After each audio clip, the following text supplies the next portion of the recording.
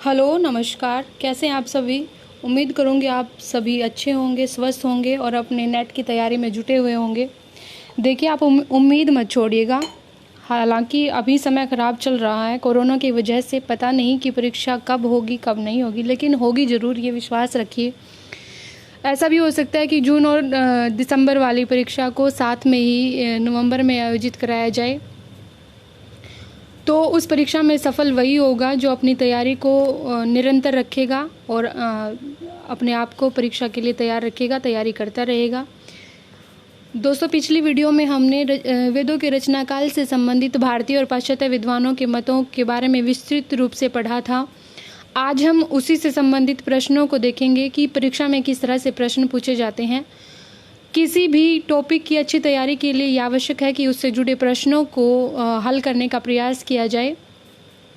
अगर आप अच्छी तरह से इन प्रश्नों को हल करना चाहते हैं तो पहले उस वीडियो को देख लीजिए, उसके बाद इनका उत्तर देना आपके लिए आसान हो जाएगा और आप अच्छी तरह से समझ पाएंगे।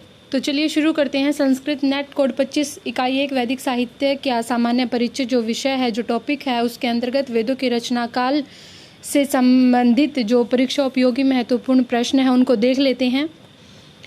प्रश्न 1 है, वैदिक साहित्य के काल को पाश्चात्य विद्वान मैक्स मूलर ने कितने भागों में विभाजित किया। जो वैदिक साहित्य का काल था उसको पाश्चात्य विद्वान हुए एक मैक्स मूलर साहब, उन्होंने कितने भागों में बांटा था। ऑप्शंस देख लीजिए, 4 भागों में, 2 भागों में, 6 भागों में या 3 भागों में। तो इसका उत्तर आएगा 4 भागों में। और वो 4 भाग कौन कौन से थे, वो 4 भाग बताइए।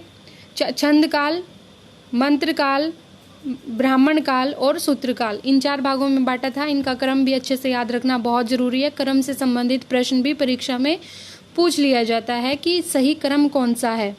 पहले ब्राह्मण काल दे देंगे किसी में पहले मंत्र काल दे देंगे। इस तरह से अगर आपने वो वीडियो ध्यान से देखा होगा या कहीं और से भी ध्यान से पढ़ा होगा तो ही आप इसका उत्तर सही से दे पाएंगे। प्रश्न 2 पे चलते हैं। वेदों के रचनाकाल निर्धारण में किस विद्वान ने भगवान बुद्ध का उदाहरण दिया। अब बहुत सारे विद्वान थे जिन्होंने अलग अलग तरीके से वेदों के काल को निर्धारित करने का प्रयास किया। तो यहाँ पर पूछा गया है कि ऐसे कौन से विद्वान थे जिन्होंने भगवान बुद्ध का उदाहरण दिया, उनके समय को आधार मानकर फिर वेदों के रचनाकाल को निर्धारित करने का प्रयास किया। ऑप्शंस हैं, जैकोबी ने, मैक्स मूलर ने, एम विंटरनिट्ज ने, या 2 व 3 अर्थात ख और ग दोनों ने। तो इसका उत्तर होगा ख और ग दोनों ने, क्योंकि मैक्स मूलर और एम विंटरनिट्ज दोनों ने ही भगवान बुद्ध के समय का साक्ष्य देते हुए कहा था कि वेदों की रचना इनसे पहले हो चुकी थी, इसलिए भगवान बुद्ध से वेद पूर्ववर्ती हैं। ठीक है जी, तो इसका उत्तर आएगा ख और ग दोनों। 2 व 3 दोनों, मैक्स मूलर और वेंटरनिट्ज दोनों विद्वानों ने भगवान बुद्ध के समय का उदाहरण देते हुए वेदों का काल निर्धारित करने का प्रयास किया था। प्रश्न 3 है, बाल गंगाधर तिलक के अनुसार ऋग्वेद का काल क्या था। बाल गंगाधर तिलक भारतीय परंपरा के विद्वान रहे हैं, बहुत बड़े दार्शनिक रहे हैं। इन्होंने ज्योतिष के आधार पर वेद का काल निर्धारित करने का प्रयास किया था। तो बताना है कि इन्होंने क्या काल निर्धारित किया था। ऑप्शंस हैं, 1200 ईस्वी पूर्व, 3000 ईस्वी पूर्व से 6000 ईस्वी पूर्व, 4000 ईस्वी पूर्व से 6000 ईस्वी पूर्व, या घ 4500 ईस्वी पूर्व। इसमें से कोई भी ऑप्शन ठीक नहीं है। यहाँ पर ग ऑप्शन है वो ठीक है, मतलब वो उल्टा लिखा हुआ है। अगर ऐसे लिखा होता 6000 ईस्वी पूर्व से 4000 ईस्वी पूर्व तो ठीक होता। यहाँ पर गलती से 4000 ईस्वी पूर्व से लेकर 6000 ईस्वी पूर्व लिख दिया गया। ईस्वी पूर्व के समय की जब हम गणना करते हैं तो बड़ी संख्या पहले आती है और छोटी संख्या बाद में आती है। जैसे 6000 ईस्वी पूर्व से हम उल्टा चलेंगे, 6 से 4 पर आएंगे, ना कि 4 से 6 पर जाएंगे। तो 6000 ईस्वी पूर्व से 4000 ईस्वी पूर्व इसका उत्तर बनेगा। इसको ठीक कर लीजिएगा। प्रश्न 4 है, किस पाश्चात्य विद्वान ने अपना समस्त जीवन वेद विद्यार्थी के रूप में बिताया। विद्वान थे पाश्चात्य लेकिन सारा जीवन वेद के विद्यार्थी रहे। आपको उत्तर देना है वो कौन थे। जैकोबी जी थे, ए वेबर थे, मैक्स मूलर थे, या एम विंटरनिट्ज थे। अगर आपने वीडियो देखा है तो उत्तर दीजिए। चलो मैं ये बता देती हूँ, इसका उत्तर है ख, ए वेबर जी हैं जिन्होंने संपूर्ण जीवन अपना वेद विद्यार्थी के रूप में बिताया। अगले प्रश्न पर चलते हैं। प्रश्न 5, किस विद्वान ने ऋग्वेद का काल निर्धारण करने में कल्प सूत्र के विवाह संबंधी प्रकरण का उदाहरण दिया? ऐसे कौन से विद्वान थे जिन्होंने कल्प सूत्र का उदाहरण देते हुए वहां से एक पंक्ति उठाई थी? याद कीजिए, पिछली वीडियो में हमने विस्तार से पढ़ा था कि जैकोबी जी ने कल्पसूत्र का उदाहरण देते हुए कहा था ध्रुव इविस्त्रा भव, अर्थात ध्रुव तारा उस समय ज़्यादा चमकीला था। और वह समय कौन सा था? उस समय के हिसाब से फिर इन्होंने ऋग्वेद का काल निर्धारित किया था। इन्होंने कहा था कि जिस समय ध्रुव तारा चमकीला था वह समय लगभग 2700 ईस्वी पूर्व था, इसलिए ऋग्वेद का काल उससे बहुत पहले अर्थात 4500 ईस्वी पूर्व माना जाना चाहिए। तो जैकोबी जी ने क्या काल माना था? 4500 ईस्वी पूर्व। अगला प्रश्न है, किस विद्वान ने वेद काल निर्धारण में सभी ज्योतिष आधारित मतों की आलोचना की? अविनाश चंद्र दास ने, दयानंद सरस्वती जी ने, मैक्स मूलर ने या एम विंटरनिट्ज ने? आपको बताना है कि ज्योतिष आधारित मतों की आलोचना करने वाले विद्वान कौन थे? जिन्होंने भी ज्योतिष के आधार पर काल गणना करने का प्रयास किया था, एम विंटरनिट्ज ने उन सभी मतों को गलत बता दिया था। उन्होंने आलोचना की थी कि ये सही नहीं है, तो इसका उत्तर बनेगा एम विंटरनिट्ज। तो फिर एम विंटरनिट्ज ने किस आधार पर अपनी काल गणना की थी? यह प्रश्न भी आगे आएगा। इसका उत्तर है घ, एम विंटरनिट्ज ने सभी ज्योतिष आधारित मतों की आलोचना की। ये सभी प्रश्न परीक्षा उपयोगी हैं, ऐसे प्रश्न पूछे गए हैं और आगे भी पूछे जाते रहेंगे। इस प्रश्न में पूछा गया है कि तिलक द्वारा निर्धारित किए गए काल विभाजन का सही क्रम क्या है? मैंने आपको कहा था कि क्रम से संबंधित प्रश्न पूछे जाते हैं, इसलिए सही क्रम क्या है इसका ज्ञान हमें होना चाहिए।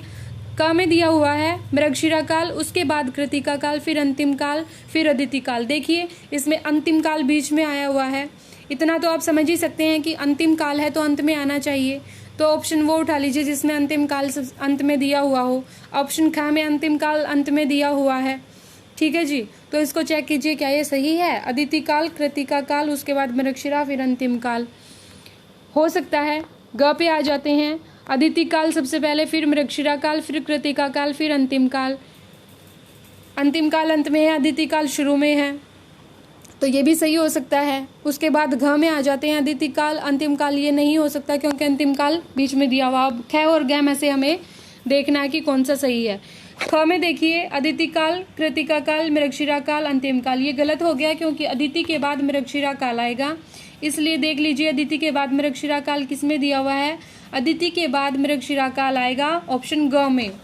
अदिति के बाद मृगशिरा काल आया था। अदिति काल का समय था 6000 ईस्वी पूर्व से 4000 ईस्वी पूर्व। इस काल में गद्य पद्यात्मक मंत्रों की रचना हुई थी।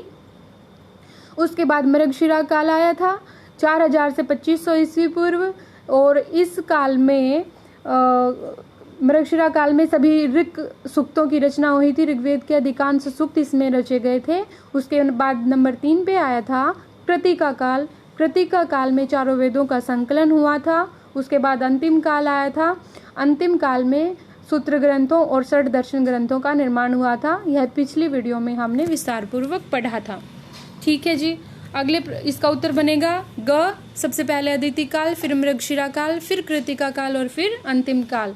अगले प्रश्न पर आ जाते हैं। प्रश्न 8 है, वेद काल निर्णय यह पुस्तक किसने लिखी? शंकर बालकृष्ण दीक्षित जी ने लिखी थी, पंडित दीनानाथ शास्त्री जी ने लिखी थी, मैक्स मूलर जी ने लिखी थी, या अविनाश चंद्र दास जी ने लिखी थी? वेदों का काल निर्धारण करते समय किस लेखक ने यह पुस्तक लिखी थी? तो इसका उत्तर होगा ख, पंडित दीनानाथ शास्त्री जी ने। ऐसे याद रख लीजिए, पंडित दीनानाथ शास्त्री, शास्त्री में शास्त्र आते हैं, तो शास्त्र लिख दिए इन्होंने, पूरी किताब लिख दी वेद काल निर्णय। अगले प्रश्न पर आ जाते हैं। अविनाश चंद्र दास जी ने किस आधार पर काल का निर्धारण किया? हमने बहुत अच्छे से पढ़ा था कि अविनाश चंद्र दास ने ऋग्वेद में दिए हुए भूगर्भीय जो परिवर्तनों के जो प्रमाण मिले उन्हीं को आधार बनाकर वेद काल का निर्धारण करने का प्रयास किया। इन्होंने एक नदी का भी उदाहरण दिया था। आप मुझे लिखकर बताइए कि किस नदी का इन्होंने उदाहरण दिया था, किस नदी का इन्होंने जिक्र किया था? तो इसका उत्तर होगा, इसमें ऑप्शन दिए हैं भूगर्भ शास्त्रीय अध्ययन के आधार पर, ख ऑप्शन है ज्योतिष के आधार पर, ग नक्षत्र गणना के आधार पर, या घ पुरातत्व विज्ञान के आधार पर। इसका सही उत्तर होगा, जैसे मैंने बताया, भूगर्भ शास्त्रीय अध्ययन के आधार पर। उसके बाद है प्रश्न 10, रामगोपाल भंडारकर जी के अनुसार यजुर्वेद के 40वें अध्याय के अंतर्गत असूर्यालोक शब्द किसके लिए आया है? हमने पढ़ा था रामगोपाल भंडारकर जी ने ऐतिहासिक तथ्यों के आधार पर वेदकाल का निर्धारण करने का प्रयास किया। इन्होंने ऐतिहासिक साक्ष्य जुटाए। इन्होंने यजुर्वेद के 40वें अध्याय का उदाहरण, 40वें अध्याय में से एक शब्द दिया असूर्यालोक। अब आप ये बताइए मुझे कि यजुर्वेद के 40वें अध्याय का दूसरा नाम क्या है? क्या कहा जाता है? किस नाम से यह प्रसिद्ध है? देखती हूँ आप बता सकते हैं कि नहीं। तो इसमें पूछा गया है कि असूर्यालोक जो शब्द है वो किसके लिए आया है? क असीरिया के लिए आया है, ख पुर्तगाल के लिए आया है, ग मलेच्छ के लिए आया है, या घ यमन के लिए आया है। तो असूर्यालोक जो शब्द है यजुर्वेद के 40वें अध्याय में असीरिया के लिए आया है। इन्होंने बताया था ना कि असीरिया जो थे, जो असीरियन थे वो 2500 ईस्वी पूर्व भारत में आए थे, और क्योंकि यजुर्वेद में उनका वर्णन है इसलिए अगर हम यजुर्वेद की रचना 2500 ईसा पूर्व मान लें तो ऋग्वेद का काल उससे पहले का माना जाएगा। तो असूर्यालोक शब्द किसके लिए आया है?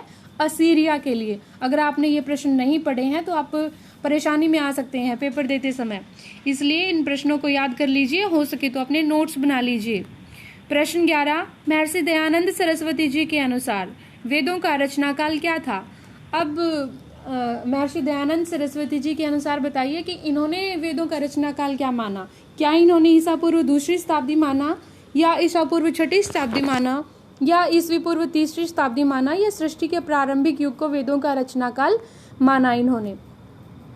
तो हमने पढ़ा था कि दयानंद सरस्वती जी ने कहा कि वेदों की रचना उसी समय हुई थी जब सृष्टि का प्रारंभ हो रहा था। और इन्होंने किसका साक्ष्य दिया था बताइए? इन्होंने इस विषय में साक्ष्य दिया था ऋग्वेद के मंत्रों का। वास्तव में इन्होंने ऋग्वेद के मंत्रों को ही अपनी गणना का आधार बनाया था, और पुरुष सूक्त क्या उदाहरण देते हुए इन्होंने कहा था कि पुरुष सूक्त में ना साफ साफ उल्लेख है, स्पष्ट उल्लेख है कि सभी चीज़ों की, मतलब अथर्ववेद, ऋग्वेद, अथर्ववेद नहीं, ऋग्वेद, यजुर्वेद और सामवेद, छंद आदि सभी की रचना पुरुष से हुई थी। जब पुरुष का हवन किया गया था तो उसी से सभी वेदों की, छंदों की रचना, छंदों का निर्माण, छंदों की सृष्टि हुई थी। तो इन्होंने एक मंत्र का उदाहरण भी दिया था, तस्मात् यजात सर्वहुतः ऋचः सामानि जज्जिरे छंदांसि जज्जिरे तस्मात् यजुः तस्मात् अजायत। ठीक है जी। तो महर्षि दयानंद सरस्वती जी के अनुसार वेदों का रचना काल सृष्टि का प्रारंभिक युग था। उसके बाद प्रश्न 12 पे आ जाते हैं, बाल गंगाधर तिलक द्वारा लिखित पुस्तक कौन सी है? पुस्तकों से भी प्रश्न परीक्षा में देखे जाते हैं, इसलिए बाल गंगाधर तिलक जी द्वारा लिखी गई दोनों पुस्तकों के नाम आपको याद रखने हैं। मैंने आपको बता ही दिया, ये दोनों पुस्तकें बाल गंगाधर तिलक द्वारा लिखी गई हैं। ओरियन या ओरायन और researches into antiquity of the Vedas, याद रख लीजिए, ओरायन और researches into antiquity of the Vedas. और ख the Arctic home in the Vedas. तो इसका उत्तर बनेगा उपरोक्त दोनों। ये दोनों ही पुस्तकें बाल गंगाधर तिलक जी ने लिखी थी, और बाल गंगाधर तिलक जी ने बहुत सालों तक अन्वेषण किया, बहुत सालों तक शोध किया, और उसके बाद इन्होंने जो निष्कर्ष निकाले थे वो निष्कर्ष इन्होंने अपनी इन पुस्तकों में लिखे थे। ठीक है जी। उसके बाद यहाँ पर एक शीट दी गई है जिसमें प्रमुख विद्वानों ने जो जो समय माना उनको एक ही जगह पर देने का प्रयास किया गया है ताकि आपको पुनरावृत्ति करने में आसानी हो। देखिए, मैक्स मूलर जी ने वेदों का काल क्या माना? 1200 ईस्वी पूर्व। जैकोबी जी ने माना 4500 ईस्वी पूर्व। एम इंटरनेट्स ने माना 25,000 आएगा यहाँ पर, 25,000 से 50,000 वर्ष पूर्व। उसके बाद बाल गंगाधर तिलक जी ने माना 6,000 ईस्वी पूर्व से 4,000 ईस्वी पूर्व। उसके बाद शंकर बालकृष्ण दीक्षित जी ने माना 3500 ईस्वी पूर्व के आसपास। पंडित दीनानाथ शास्त्री जी ने, जिन्होंने वेद काल निर्णय पुस्तक लिखी थी, उन्होंने 3 लाख वर्ष पूर्व माना। और अविनाश चंद्र दास जी ने 25,000 से 50,000 वर्ष पूर्व। क्षमा कीजिएगा, यहाँ पर जो एम इंटरनेट्स जी का जो समय है वो 2500 से 5,000 ईस्वी पूर्व आएगा, और अविनाश चंद्र दास जी का सही लिखा हुआ है 25,000 से 50,000 वर्ष पूर्व। इसको थोड़ा ठीक कर लीजिएगा, 1 शून्य ज़्यादा लगा हुआ है। तो इस प्रकार से हमने वेदों की रचना काल संबंधित जो महत्वपूर्ण प्रश्न बने हैं और जो बन सकते हैं उनको देखा। उम्मीद करूँगी कि ये प्रश्न आपकी परीक्षा में आपकी मदद करेंगे। आप इनको अपने नोट्स बना लीजिए, अपने पास रख लीजिए सुरक्षित, क्योंकि इंटरनेट का कोई भरोसा नहीं होता। ठीक है, तो इसी शुभकामना के साथ कि आप अपने लक्ष्य की तरफ निरंतर बढ़ते जाएं और अपने लक्ष्य तक पहुंच जाएं।